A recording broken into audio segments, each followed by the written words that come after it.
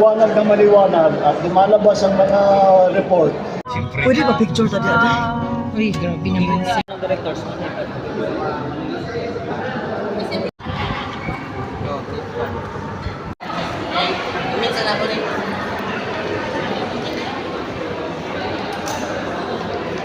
Halo.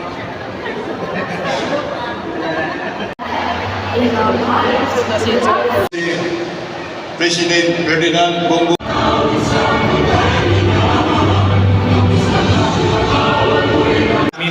ang Philippine Basket.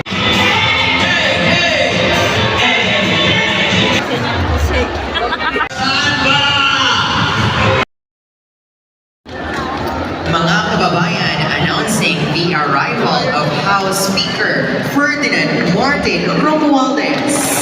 Naririto po kami para kasama. Ay, oo. Yes, tama.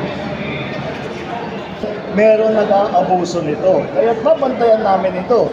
So what we will do is to more strictly enforce.